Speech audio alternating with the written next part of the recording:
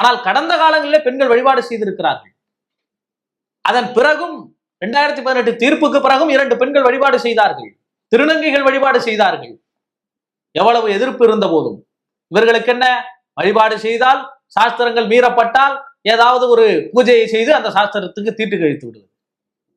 திருப்பதி லட்டு விவகாரம் அப்படித்தானே நடந்தது. திருப்பதி லட்டிலே விலங்கு கொழுப்புகள், குறிப்பாக மாட்டுக்கறியினுடைய கொழுப்பு கலக்கப்பட்டிருக்கிறது என்று அந்த மாநிலத்தினுடைய முதலமைச்சரே ஒரு ஸ்டேட்மெண்டை கொடுத்தார், சந்திரபாபு நாயுடு. அதன் மீது விசாரணை நடத்துங்கள் என்று சொன்ன பிறகு அப்படியெல்லாம் ஒன்றுமில்லை என்று நீதிமன்றம் வரை போய் கண்டிப்புக்குள்ளானார்களே. சரி, மாட்டு கொழுப்பு கலக்கப்பட்டது, அதற்கு பிறகுதான் அதிகமாக லட்டுகள் விற்று இருந்தன. சரி, அதை எப்படி புனிதப்படுத்தினீர்கள்? அதன் மீது ஒரு மாட்டு கோமியத்தை தெளித்து பூஜைகள் எல்லாம் செய்து அந்த தீட்டு கழிந்து விட்டது. இப்படி செய்வது இவர்களுக்கு சுலபம். ஆனால் சட்டம்